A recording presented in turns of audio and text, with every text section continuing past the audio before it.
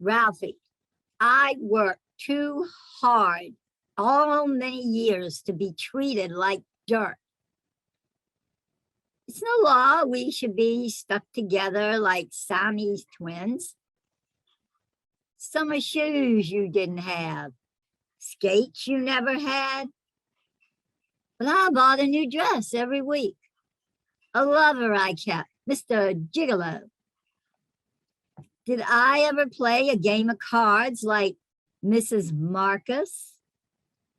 Or was Bessie Berger's children always the cleanest on the block? Here, I'm not only the mother, but also the father. The first 2 years, I worked in a stocking factory for $6, while Myron Berger went to law school. If I didn't worry about the family, who would? On the calendar, it's a different place. But here, without a dollar, you don't look the world in the eye. Talk from now to next year. This is life in America.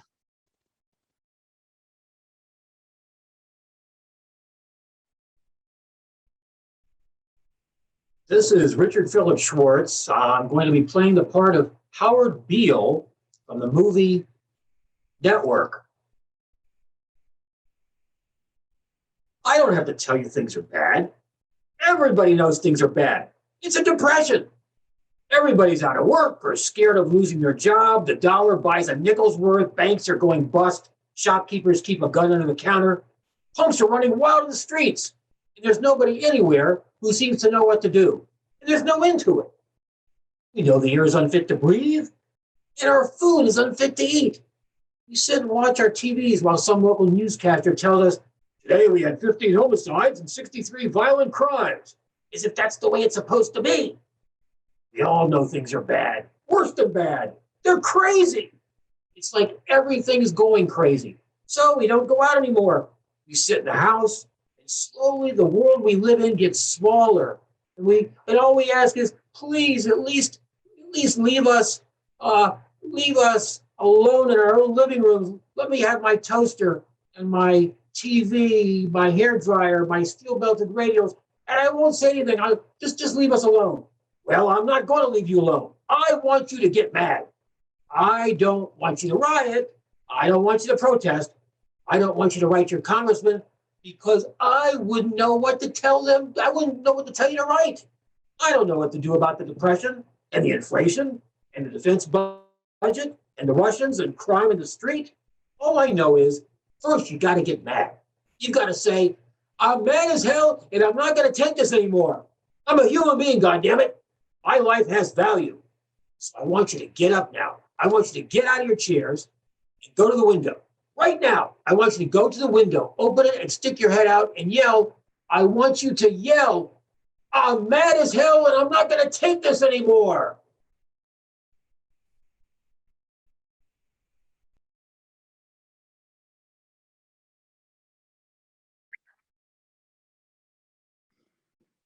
Hard to believe that it is 5 years since I left him.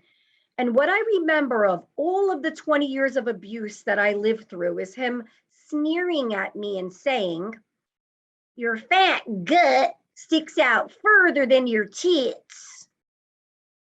Sure, he sometimes hit me or threw me across the room. Yes, he threatened to kill me. But what really damaged me was the nonstop mental belittling. And it was from constant belittling that he got all of his control. If he had hit me when we first were married, I'd have known it was abuse and I might have escaped.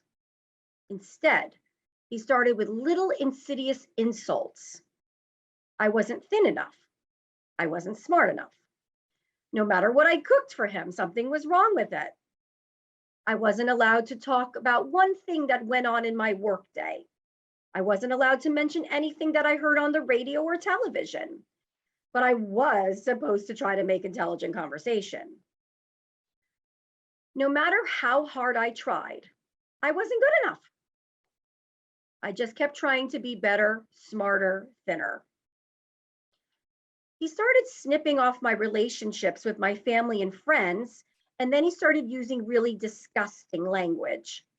He began ridiculing my mother, even though she was ill with cancer. He started using her name as a swear word. I never got used to this, and it never stopped hurting. Every year, I made a New Year's resolution to grow thicker skin and to not let his words hurt me. When my husband could see that his words weren't hurting me, he started to also physically hurt me. When I was 8 months pregnant, he threw me stomach first into the kitchen counter. My water broke and our baby was born prematurely. My kids witnessed him smashing things, chasing me, and threatening to kill me. The violence didn't stop, but usually I'd collapse on the floor and plead, "Please don't hurt me. I'm sorry. I'll do anything." Then he would stomp angrily away. He never once apologized. He always said it was my fault, and that if I ever left or told anyone, I'd never see my kids again. I believed him. Years later, I broke down and told his sister what a hell I was living in. She said, "He did the same things to me when I was a kid." Suddenly, my eyes were opened. I finally understood that everything was not my fault, but I still thought that I loved him.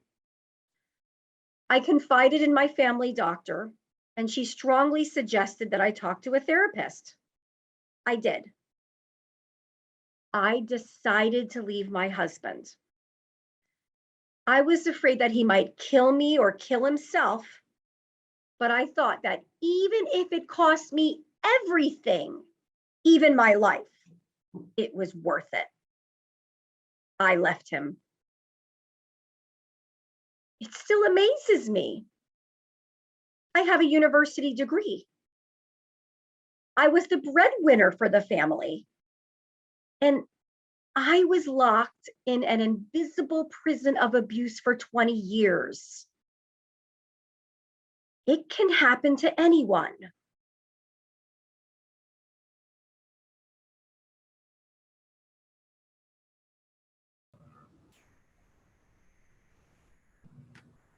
Action.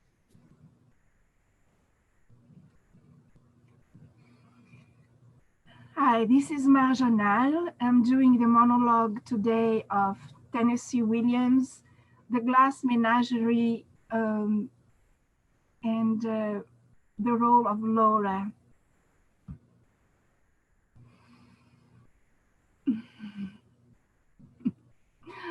No, Mom.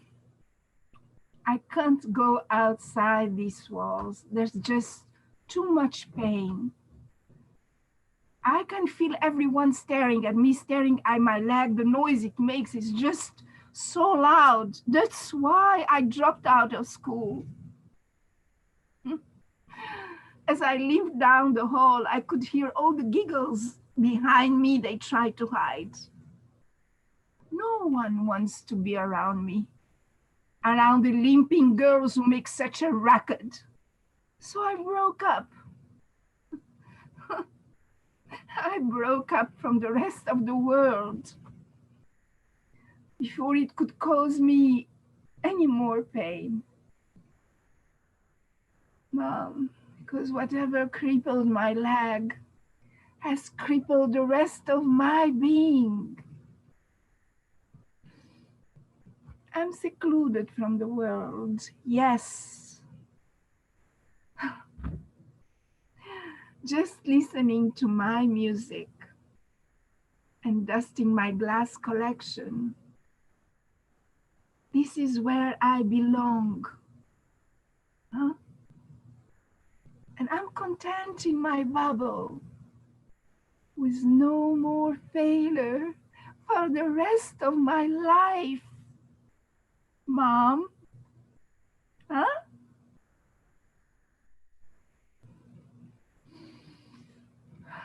Scene. Thank you.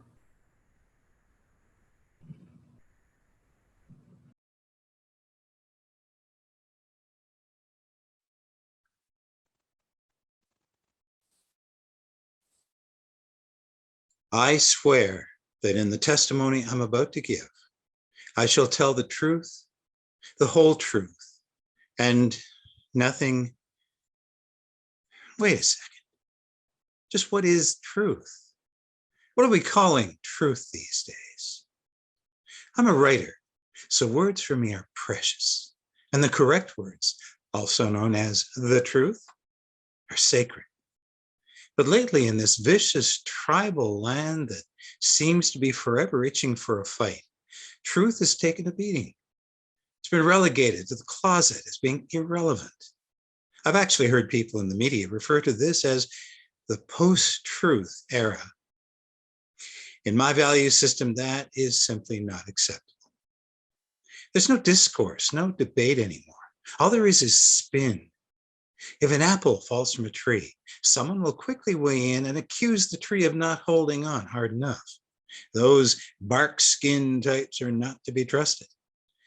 Or maybe it wasn't a real apple, but a banana posing as one to embarrass the tree. It's clear that fruit are out to dominate us all. Or gravity is a socialist plot. Words are being weaponized.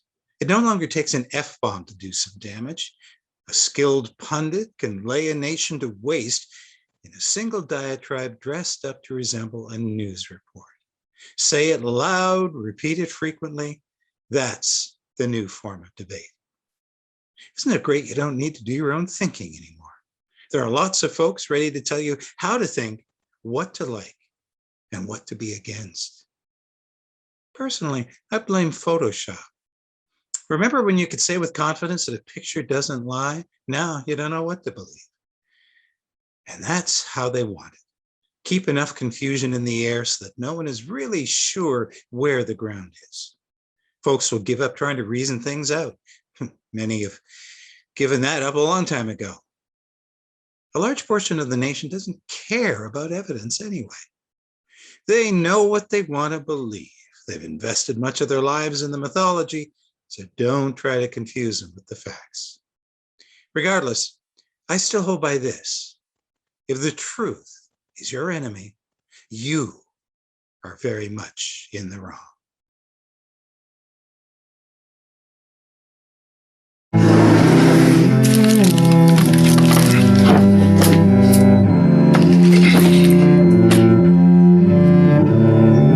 It's too late, Diana.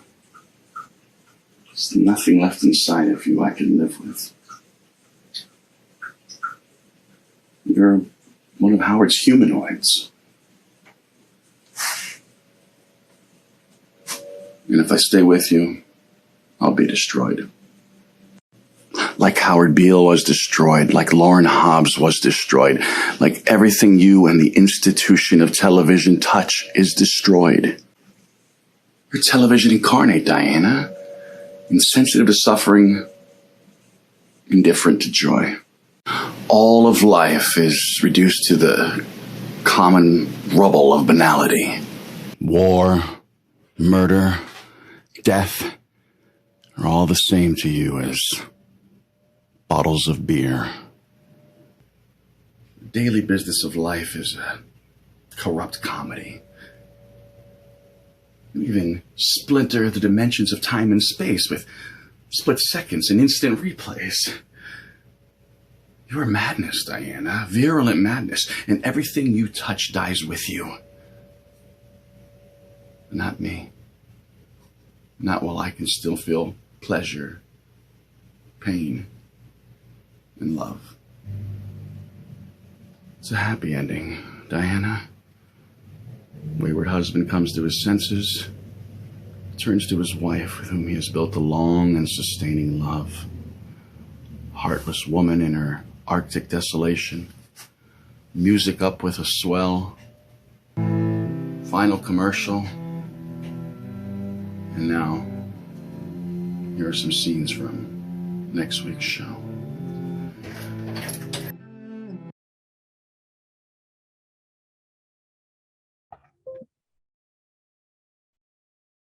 A Whisper of Love and Compassion by Joseph Arone. All these years, I've often wondered why I had such a lousy father. He never really gave a damn about me. I mean, at best, maybe a faint whisper of love or compassion, but nothing ever truly substantial.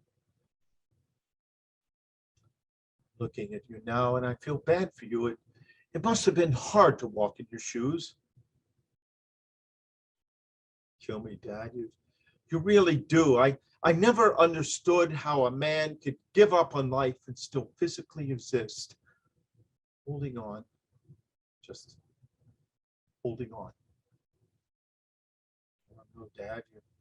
You taught me how not to be, and for that I'm grateful. Whatever was lacking in your DNA, I'm to make certain that it's in mine. I have a son. His name is Jacob.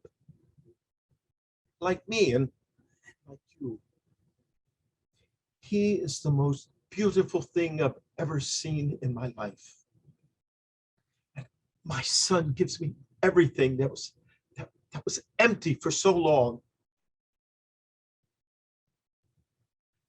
I wanted to come here and tell you this face to face. I wanted you to know that you have a grandson. I don't expect nothing. I only wanted you to know because it's right for you to know, I guess. So, congratulations, being a grandfather.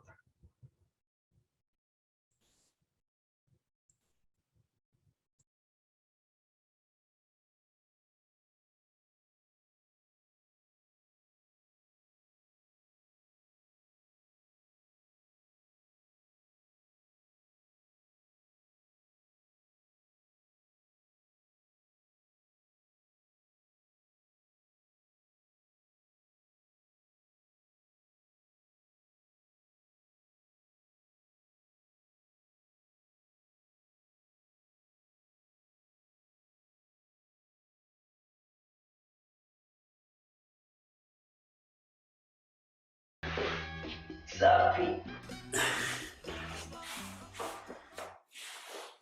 Do you know what I need? I just need a chance, man. Just one chance. I don't ask for much.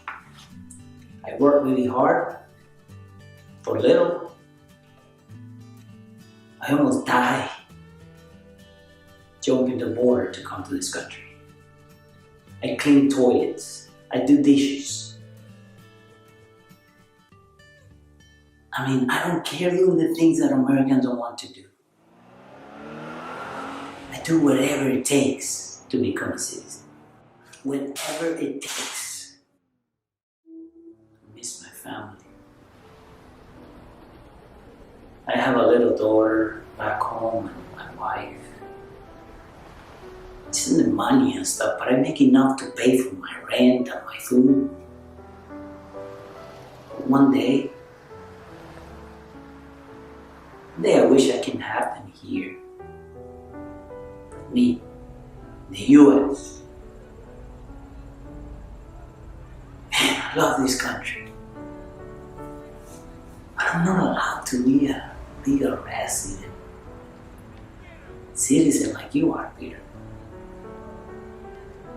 And I do all of this.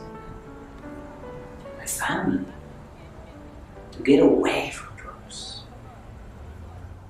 It's not good where I'm coming from. I don't believe in drugs.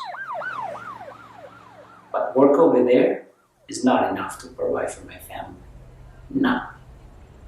No, it's not. I just want to be like you people. To make a good life worth living. I mean, look at you, man. That's all I want. But the way things are, nah, I don't think so. mean, right now I'm the busboy at the restaurant of the street, you know. But one day I want to be the manager, bro. Yeah.